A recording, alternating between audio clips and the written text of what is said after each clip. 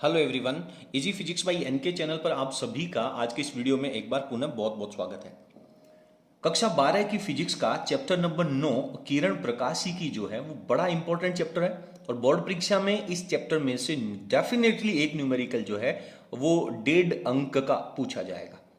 तो एनसीईआरटी की जो पाठ्य पुस्तक है उसके कुछ इंपॉर्टेंट न्यूमेरिकल्स हैं जो बोर्ड परीक्षाओं की दृष्टि से बड़े महत्वपूर्ण है। बोर्ड परीक्षा में जाने से कम आपको इन सभी प्रश्नों को अच्छी तरह से तैयार करना चाहिए। तो फटाफट आज की इस वीडियो में हम कुछ महत्वपूर्ण सवाल जो हैं वो चर्चा करने वाले हैं। सबसे पहले प्रश्न नंबर 1 आप लोगों को अपनी स्क्रीन के ऊपर नजर आ रहा है कि 2.5 सेंटीमीटर की कोई छोटी मोमबत्ती है। तो मोमबत्ती यहां पे बिंब का कार्य करेगी। तो बिंब की जो ऊंचाई होती है जिसको हम O से रिप्रेजेंट करते हैं, तो O की वैल्यू जो है वो हमें 2.5 सेंटीमीटर हाइट दे रखी है। तो हमें इस तरह से लिख लेना चाहिए। पहले 36 सेंटीमीटर वक्रता त्रिज्या की यानी R की जो वैल्यू है वो हम 36 सेंटीमीटर लिख लेते हैं। वक्रता त्रिज्या का कोई दर्पण है। कौन सा दर्पण है? अवतल दर्पण है। तो उत्तल और अवतल दर्पण दोनों अलग अलग होना अपने प्रश्न को प्रभावित करेंगे। तो यहां पे हमें लिखना चाहिए कि साहब ये अवतल दर्पण है। तो R बराबर 36 सेंटीमीटर वक्रता त्रिज्या का कोई अवतल दर्पण है। दर्पण से 27 सेंटीमीटर की दूरी पर रखा गया है। बिंब की दूरी को है वो हम U से रिप्रेजेंट करते हैं और ये हमें 27 सेंटीमीटर की दूरी पर रखना है। दर्पण से किसी पर्दे को कितनी दूरी पर रखा जाए कि सुस्पष्ट प्रतिबिंब प्राप्त हो, यानी V की जो वैल्यू है वो हमें यहां पर फाइंड आउट करनी है। नंबर 1 प्रश्न हमारा आगे कह रहा है कि प्रतिबिंब जो है उसकी प्रकृति और साइज का वर्णन कीजिए। तो प्रतिबिंब जो है उसकी प्रकृति कैसी होगी ये बात हमें निकालनी है। और प्रतिबिंब का जो आकार है जिसे हम जनरली इमेज या आई से रिप्रेजेंट करते हैं, तो आई की वैल्यू भी हमें फाइंड आउट करनी है। साथ में यह कह रहा है कि यदि हम पर्दे को दर्पण की तरफ लेकर के जाएं, सबसे पहले मैं यहां पे जानना चाहूंगा कि सर वक्रता त्रिज्या 36 सेंटीमीटर है, तो फोकस दूरी जो होता है वो हमारा वक्रता त्रिज्या का आधा होता है और अवतल दर्पण की जो वक्रता त्रिज्या होती है वो नेगेटिव होती है। तो हमें यहां पे चिन्ह परिपाटी के अकॉर्डिंग माइनस का चिन्ह लगा लेना चाहिए। तो हमारे पास वैल्यू कितनी हो जाएगी? -r/2 -36 बटा में हम 2 लिख देंगे और हमारे पास f की जो वैल्यू हो जाएगी वो 18 सेंटीमीटर हो जाएगी। अगर अपन यहां पे f की वैल्यू लिखें और आपने अगर r के अंदर माइनस लगा रखा है तो यहां पे हम इसको प्लस लिख लेते हैं। अब हम r की जगह 36 लिखेंगे तो माइनस का 18 सेंटीमीटर हमारे पास फोकस दूरी हो जाएगी। बिंब जो रख रखा है वो हमने 27 सेंटीमीटर पे रखा है, यानी बिंब जो है वो फोकस दूरी से दूर है। और प्रश्न कह रहा है कि यदि हम मोमबत्ती को दर्पण की तरफ लेकर के आए, यानी u का मान या बिंब की दूरी को हम कम करेंगे और कम करके किधर लेके आएंगे? कम करने पर f की तरफ लेके आएंगे, f की ओर, यानी फोकस की ओर लाया जाता है। तो पर्दे को किस तरफ हटाना पड़ेगा, पर्दा जो है वो हमें किस तरफ ले जाना पड़ेगा, तो ये इस प्रश्न का सेकंड पार्ट है। पहले हम v की वैल्यू निकालते हैं। तो हमें यहां पे लिखना चाहिए कि सर हम दर्पण समीकरण यूज करेंगे। दर्पण समीकरण क्या होता है? 1/f is equals to 1/v plus 1/u। तो चिन्ह परिपाटी का उपयोग करेंगे और जो वैल्यू हमें निकालनी है, जैसे यहां पे v की वैल्यू निकालनी है तो इसको हम बिना चिन्ह परिपाटी के यूज करेंगे, बाकी सारी वैल्यूज को चिन्ह परिपाटी से लिखेंगे। बिंब की दूरी जो होती है उसको हम हमेशा माइनस से लिखते हैं। तो वैल्यूज रख लीजिए। पहले आप फॉर्मूले को सोल्व कर लें। तो 1/v, ये जो 1/u है वो दूसरी तरफ जाएगा तो 1/f माइनस 1/u हो जाएगा बेटा। तो 1/f की वैल्यू में -18 लिख लेते हैं, फॉर्मूले का माइनस लगा दिया। u की वैल्यू 27 है माइनस का, तो यहां पे प्लस हो जाएगा 27। एलसीएम ले लें हम, 18 और 27 का एलसीएम ले लें। तो 18 और 27 ऐसी संख्या जिसमें 18 और 27 दोनों का भाग जाए तो सर 54 हो जाएगा। 18 एकम 18, 18 दूनी 36, 18 3 54, 54 वैल्यू आ गई। तो ये माइनस का 3 आ जाएगा और प्लस 27 का भाग देंगे तो 2 बार आ जाएगा। तो -1/54 ये वैल्यू आ गई आपके पास 1/v की। देन v बराबर कितना आ जाएगा? v बराबर आ जाएगा सर हमारे पास -54 सेंटीमीटर। नहीं आया? ये 1/v है, ये 1 वैल्यू आई है, दोनों को उल्टा करेंगे 1 दोनों के बटा में चला जाएगा, तो प्रतिबिंब जो है वो हमारे पास 54 सेंटीमीटर पे बनेगा। इसको हम बॉक्स के अंदर डाल देते हैं ताकि एग्जामिनर को उत्तर फाइंड आउट करने में ज्यादा दिक्कत ना हो। तो पहला प्रश्न हमारा यहां पे क्लियर हो जाता है। अब आप देख रहे हैं कि अवतल दर्पण में बिंब जो है वो फोकस से दूर है, तो बिंब जब फोकस से दूर होगा तो जो प्रतिबिंब बनेगा वो हमारा वास्तविक प्रतिबिंब बनेगा। अवतल दर्पण में बनने वाला प्रतिबिंब हमारे पास कैसा होगा? वास्तविक प्रतिबिंब होगा। और जितने भी वास्तविक प्रतिबिंब होते हैं वो सारे के सारे क्या होते हैं? उल्टे होते हैं। उल्टा प्रतिबिंब प्राप्त होगा।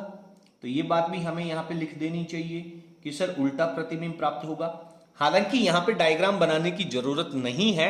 यदि आपको डायग्राम अच्छे से समझ में आ रहा है तो आप इन चीजों को लिख सकते हैं।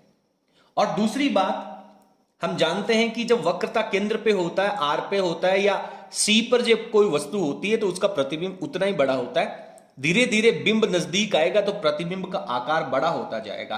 तो हमें यहां पे लिख देना चाहिए कि बड़ा प्रतिबिंब बनेगा, बड़ा प्रतिबिंब। क्योंकि यदि इसकी फोकस दूरी 36 सेंटीमीटर है, 36 सेंटीमीटर के ऊपर बिंब रखा होता तो वो बराबर आकार का होगा, और बिंब हमने 27 सेंटीमीटर रखा है, यानी वक्रता केंद्र और एफ के बीच में रखा है, तो बड़ा प्रतिबिंब होगा। तो ये विशेषताएं हमें यहां पे लिखनी चाहिए।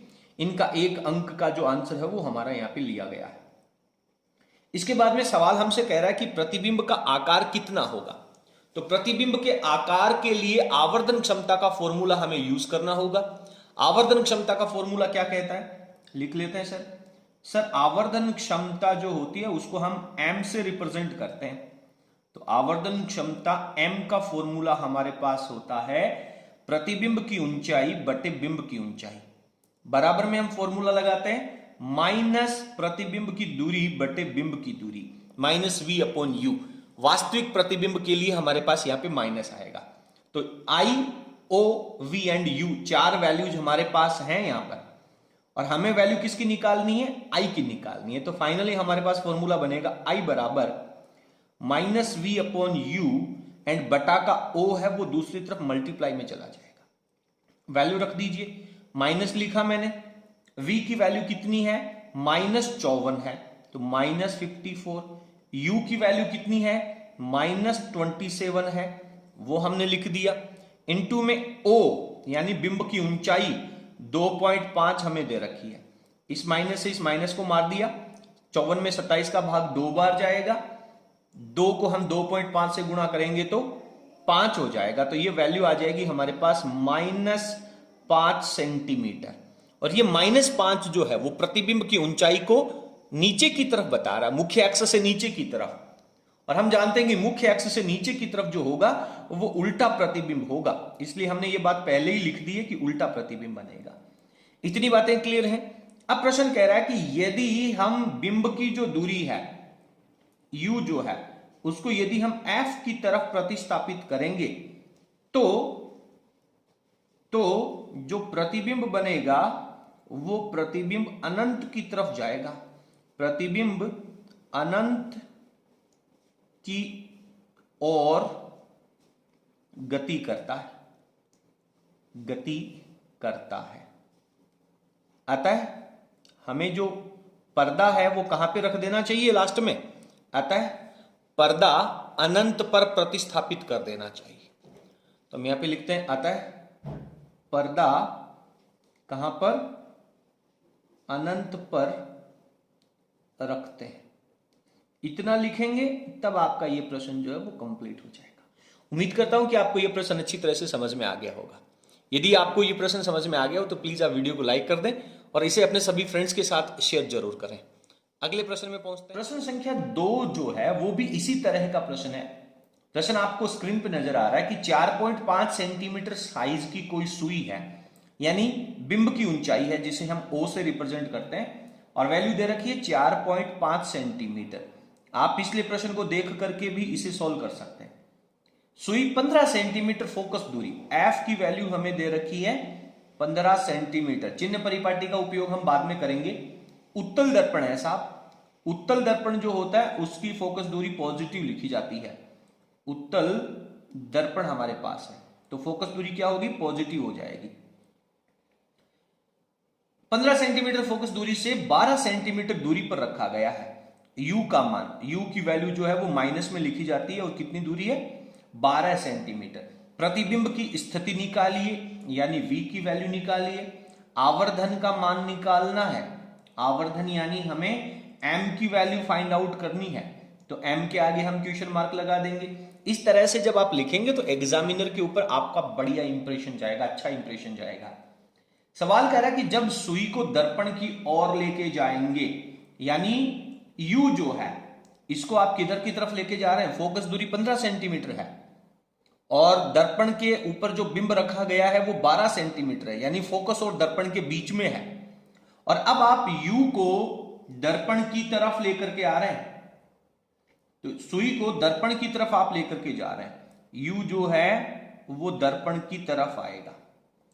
तो जो प्रतिबिंब है तब क्या होगा, प्रतिबिंब जो होगा वो हमारा किधर की तरफ प्रतिस्थापित होगा, ये हमें कैलकुलेट करना है।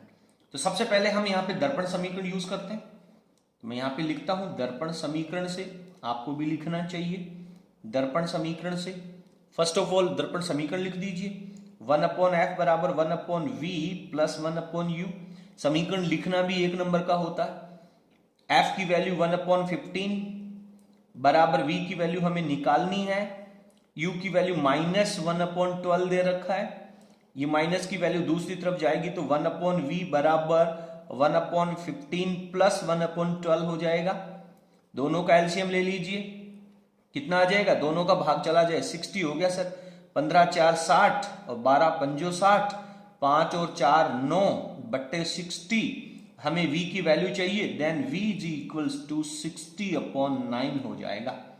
3 से काट दें क्या, 3 से काट दें क्या, या 9 का भाग ही लगा देते हैं। 9 6 54 60 हो गया, 9 6 54 60 हो गया, लगभग 6 आंसर आता जाएगा।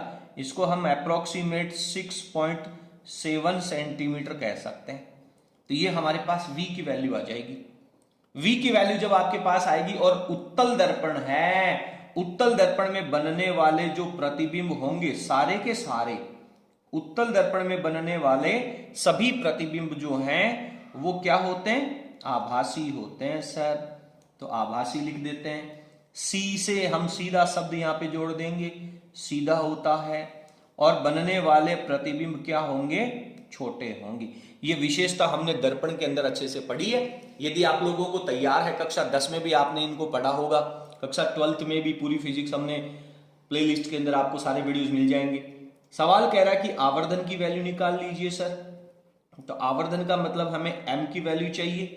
m की वैल्यू के लिए हमने फॉर्मूला लगाया है I/O, और हम जानते हैं -v/u का फॉर्मूला।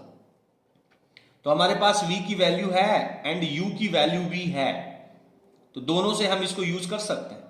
तो -v की वैल्यू 6.7 है और बटा में u की वैल्यू जो है वो -12 दे रखी है। तो माइनस से माइनस तो कैंसिल आउट हो जाएगा और ये वैल्यू रह जाएगी हमारे पास कितना, कितना हो जाएगा बताओ। ये वैल्यू हो जाएगी सर हमारे पास, कितने से काटते हैं इसको,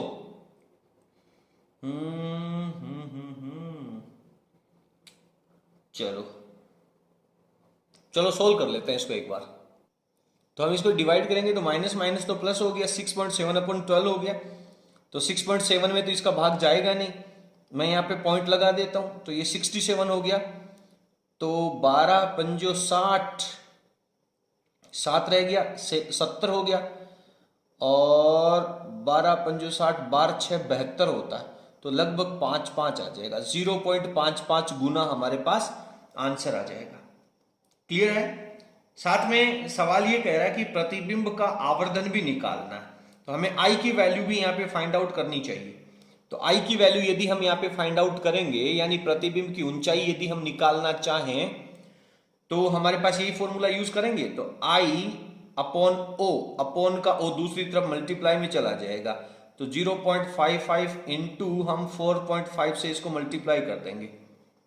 तो 4.5 से जब अपन इसको मल्टीप्लाई करेंगे तो अप्रोक्सीमेट ये जो वैल्यू है वो हमारे पास 2.5 सेंटीमीटर आ जाएगी, क्योंकि हाइट निकाल रहे हैं हम प्रतिबिंब की, तो मात्रक तो लगेगा। क्लियर है? तो इस तरीके से हमने ये बात तो यहां पे अच्छे तरीके से पढ़ ली। सवाल कह रहा है कि जब हम सुई को दर्पण की तरफ ले जाएंगे, दर्पण की तरफ ले जाने का मतलब है कि u की जो वैल्यू है वो हमारे पास कितनी होती जाएगी, धीरे धीरे बहुत कम होती जाएगी, और v जो है प्रतिबिंब जो है वो प्रतिबिंब हमारा किधर की तरफ, प्रतिबिंब किधर की तरफ, फोकस की तरफ, फोकस की तरफ विस्थापित होना शुरू हो जाएगा। तो ये इस प्रश्न का आंसर हो जाता है। तो उम्मीद करता हूं कि दूसरा प्रश्न जो है वो भी आप लोगों को अच्छी तरह से समझ में आ गया होगा। चलिए आगे, इसके बाद में अगला जो हमारा प्रश्न संख्या 7 है वो बड़ा महत्वपूर्ण है कि 1.55 अपवर्तनांक है, तो म्यू की वैल्यू मैं लिख लेता हूं 1.55। इतने अपवर्तनांक के दोनों फलकों की समान वक्रता त्रिज्याएं, तो R1 और R2 दोनों की वक्रता त्रिज्याएं समान हैं, तो हम इसको किसके बराबर लिख लेते हैं, R के बराबर लिख लेते हैं। क्लियर है? उभयोत्तल लेंस यानी उत्तल लेंस है। यदि 20 सेंटीमीटर फोकस दूरी का लेंस हमें बनाना है, F की वैल्यू हमें 20 सेंटीमीटर हमें प्रतिस्थापित करनी है, बनानी है, तो उत्तल लेंस जो होता है उसकी फोकस दूरी पॉजिटिव होती है, तो F की जो वैल्यू है वो हम पॉजिटिव लिख देंगे। अब उत्तल लेंस के अंदर जो R1 होता है वो पॉजिटिव होता है और R2 होता है वो नेगेटिव वैल्यू का होता है। उत्तल लेंस हमारा कुछ इस तरह का होता है, आप लोग जानते हैं। तो उत्तल लेंस में ये मुख्य अक्ष है, ये इसका प्रकाश केंद्र है, पहला पृष्ठ ये है, ये पृष्ठ इस तरफ से गोला बनाएगा, इस तरफ से गोला बनाएगा, तो हम प्रकाश को किधर से नापेंगे, इस तरफ से नापेंगे, ये दूरी नापेंगे, और प्रकाश आ भी किधर से रहा है, बाईं तरफ से प्रकाश को आता हुआ मानते हैं, तो R1 जो है वो हमारा क्या हो जाएगा, पॉजिटिव हो जाएगा। और दूसरा पृष्ठ जो है वो इस तरफ का है, और प्रकाश केंद्र से जब अपन इसके केंद्र की तरफ चलेंगे तो यहां पे हम इस तरफ चलेंगे, और प्रकाश के विपरीत दिशा में चलेंगे तो इसकी जो दूरी होती है वो हम नेगेटिव लेके चलते हैं। तो ये बात आपको अच्छे से पता होनी चाहिए। सवाल कह रहा है कि अपेक्षित वक्रता त्रिज्याएं क्या होंगी, R1 और R2 की जो वैल्यू है वो कितनी हो जाएगी, तो R की वैल्यू जो है वो हमें फाइंड आउट करनी है। तो इस सिचुएशन में हमें क्या लेके चलना है, सर हम लेंस मेकर समीकरण लेकर के चलेंगे। मैं बहुत अच्छे से यहां पे क्लियरली लिखूंगा, लेंस मेकर समीकरण कह दो या लेंस मेकर सूत्र कह दो, उससे हम इसको सॉल्व करेंगे। क्या होता है बेटा, 1/f is equals to mu minus 1 bracket 1/R1 minus 1/R2। F की वैल्यू हमें दे रखी है, म्यू की वैल्यू हमें दे रखी है, आर की वैल्यू हमें फाइंड आउट करनी है। तो 1/f लिखता हूं मैं यहां पर, बराबर म्यू माइनस 1 लिखता हूं, और सवाल कह रहा है कि दोनों वक्रता त्रिज्याएं समान हैं, तो R1 तो हमारा पॉजिटिव होता है तो उसको मैं लिख ही दूंगा, R2 हमारा नेगेटिव होता है तो ये माइनस फॉर्मूले के माइनस को प्लस बना देगा, तो 1/R हो जाएगा हमारे पास। इसको सॉल्व कर लेंगे तो ये हमारे पास कितना हो गया, बोलो, 2/R हो गया। तो सर हम इसको लिखेंगे mu minus 1 2/R, this is equal to 1/f। तो आप क्या करें, R को दूसरी तरफ ले जाएं तो बटा में है, गुणा में चला जाएगा, और F को दूसरी तरफ ले जाएंगे, ये बटा में गुणा में चला जाएगा। तो फाइनली आपके पास फॉर्मूला हो जाएगा R is equals to 2 mu minus 1 into F. ये फॉर्मूला हमें यूज कर लेना है, और अब हम इसके अंदर सीधी सीधी वैल्यूज रख देंगे और आंसर निकाल लेंगे। तो R is equals to 2, mu की वैल्यू 1.55 माइनस 1, 2 हमने लगाई दिया, F की वैल्यू हमें दे रखी है 20, तो ये हो गया 2 इंटू 0.55 इंटू 20, ये हो गया 5 दूनी 10, 5 दूनी 10 और 1 हो गया 11, 1.1 इंटू 20, देन फाइनली हमारे पास ये वैल्यू हो जाएगी 22 सेंटीमीटर। तो बड़ा इजी प्रश्न है, बड़ा महत्वपूर्ण प्रश्न है, आप सभी को ये प्रश्न जो है वो अच्छी तरह से तैयार करना चाहिए, गलती नहीं करनी है। म्यू की वैल्यू दे रखी है, उत्तल लेंस दे रखा है, उत्तल लेंस में R1 जो होता है वो पॉजिटिव होता है, R2 होता है वो नेगेटिव होता है। तो R1, और सवाल कह रहा है कि दोनों वक्रता त्रिज्याएं बराबर हैं, तो R1 और R2 की जगह हम RR लिखेंगे, लेकिन R2 को हम जब नेगेटिव लिखेंगे तो ये वैल्यू पॉजिटिव हो जाएगी। F की वैल्यू हमें दे रखी है, म्यू दे रखा है, R की वैल्यू हमें फाइंड आउट करनी है। उम्मीद करता हूं कि आपको ये प्रश्न अच्छी तरह से समझ में आ गया होगा। यदि प्रश्न समझ में आ गया हो तो प्लीज आप वीडियो को लाइक जरूर कर देना। आगे इसके बाद में जो आपका क्वेश्चन नंबर 10 है वो बड़ा महत्वपूर्ण है कि किसी 30 सेंटीमीटर फोकस दूरी का उत्तल लेंस, तो उत्तल लेंस की फोकस दूरी पॉजिटिव होती है, तो F1 को मैं लिख देता हूं +30 सेंटीमीटर। समझ रहे हैं? उत्तल लेंस है वो संपर्क में 20 सेंटीमीटर फोकस दूरी के अवतल लेंस से। एक दूसरा लेंस है उसकी फोकस दूरी F2 है और अवतल लेंस की फोकस दूरी नेगेटिव होती है, तो -20 सेंटीमीटर हम लिख देते हैं। संयोजन से बनने वाला जो संयुक्त लेंस है उसकी फोकस दूरी कितनी होगी, तो मैं यहां पे लिखता हूं संयोजन की फोकस दूरी कितनी हो जाएगी। संयोजन की फोकस दूरी, इसको मैं एफ से रिप्रेजेंट करता हूं और ये वैल्यू मुझे फाइंड आउट करनी है। यह तंत्र अभिसारी लेंस है या अपसारी लेंस है, यह हमें बताना पड़ेगा। और लेंसों की मोटाई जो है उसकी उपेक्षा कीजिए, यानी मोटाई का प्रभाव हमें काउंट नहीं करना है। तो हम लेंसों के संयोजन से बहुत अच्छे से पढ़ के आए हैं, हम लेंसों के संयोजन से। तो लेंसों के संयोजन में हमने एक बड़ा डेरिवेशन भी पढ़ा है, पतले लेंसों का संयोजन रिजल्ट आया था 1/f is equals to 1/f1 plus 1/f2। तो 1/f, f1 पॉजिटिव है, f2 यहां पे प्लस है लेकिन f2 की वैल्यू नेगेटिव है, तो मैंने माइनस यहीं लगा दिया। एलसीएम ले लेंगे तो हमारे पास आंसर आ जाएगा 60, 30 का भाग देंगे तो 2, 20 का देंगे तो 3, ये वैल्यू आ जाएगी -1/60। तो फाइनली हम कह सकते हैं कि f is equals to -60 centimetre आ गया। और फोकस दूरी नेगेटिव आया है, और नेगेटिव फोकस दूरी किसकी होती है, प्रश्न में ही आपको दे रखा है, ये हमारे पास अवतल लेंस की होती है। अवतल लेंस जो होता है उसे अपन अपसारी लेंस कहते हैं, चूंकि परिणामी जो फोकस दूरी है, परिणामी फोकस दूरी ऋणात्मक है, अतः जो संयोजन होगा, संयोजन वो अपसारी लेंस की तरह कार्य करेगा, अपसारी होगा। बस बात खत्म। इतना सा प्रश्न है, बड़ा इजी प्रश्न है। उम्मीद करते हैं कि यह प्रश्न आपको परीक्षा में मिल जाएगा। चलिए कुछ और महत्वपूर्ण प्रश्न पढ़ते हैं और आगे बढ़ते हैं।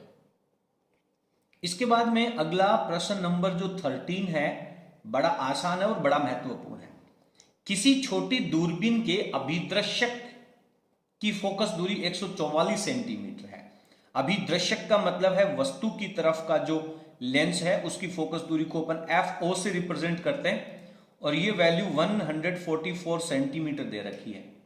और जो नेत्रिका है, अभिनेत्र आंख की तरफ FE, इसकी फोकस दूरी जो है वो हमें 6 सेंटीमीटर दे रखी है। दूरबीन है तो दोनों उत्तल लेंसों का प्रयोग करेंगे और दोनों की फोकस दूरियां पॉजिटिव होती है। दूरबीन की आवर्धन क्षमता ज्ञात कीजिए, यानी हमें m की वैल्यू फाइंड आउट करनी है। और सवाल कह रहा है कि अभिदृश्यक और नेत्रिका के बीच पृथक्कन दूरी ज्ञात कीजिए। पृथक्कन दूरी का मतलब है बेटा L की वैल्यू चाहिए, हमें दूरबीन की लंबाई चाहिए। तो आवर्धन क्षमता का फॉर्मूला हम जानते हैं, चूंकि दूरबीन के लिए आवर्धन क्षमता का फॉर्मूला बहुत इजी है, -FO/FE। तो FO हमें दे रखा है 144/6 और माइनस हमें फॉर्मूले का यूज करना ही है। तो 144 को जब अपन 6 से डिवाइड करेंगे तो ये चला जाएगा, 6 दूनी 12 है, 2 बच गया 24, 6 4 24, माइनस का 24 आ जाएगा, यानी 24 गुना बड़ा प्रतिबिंब बनेगा। और माइनस जो है वो ये कह रहा है कि आपको बनने वाला प्रतिबिंब जो है वो वास्तविक होगा। अब सवाल कह रहा है कि L की वैल्यू कितनी होगी, तो बड़ा इजी प्रश्न है, FO प्लस FE, दोनों फोकस दूरियों की जो लंबाई का योग है, फोकस दूरियों का योग है 144 plus 6, this is equals to 150 centimetre, ये इसकी लंबाई हो जाएगी। तो बड़ा आसान प्रश्न है, आपको ये प्रश्न जो है वो अच्छी तरह से सॉल्व कर लेना चाहिए। कम से कम इन प्रश्नों को तैयार करें और यदि आप बहुत ज्यादा इंटेलिजेंट और आपने बहुत अच्छी मेहनत कर रखी है तो मैं आपको 2 प्रश्न और बताना चाहूंगा। प्रश्न संख्या 11 और प्रश्न संख्या 12 जो हैं वो आप लोगों को और अच्छे से तैयार कर लेने चाहिए। इतने प्रश्न यदि आप तैयार करेंगे तो उम्मीद करते हैं कि आपको बोर्ड परीक्षा में इनमें से प्रश्न जरूर मिल जाएगा। चलिए, बहुत बहुत धन्यवाद। आपको हमारा आज का वीडियो कैसा लगा प्लीज आप कमेंट सेक्शन में जरूर लिखेंगे, और आप बाकी के 2 दिनों में और किस पार्ट के इंपॉर्टेंट प्रश्न चाहते हैं, न्यूमेरिकल्स चाहते हैं, वो आप प्लीज हमें कमेंट सेक्शन में जरूर लिखें। आज के लिए इतना ही, बहुत बहुत धन्यवाद। बोर्ड परीक्षाओं के लिए आप सभी को अग्रिम शुभकामनाएं। Thank you.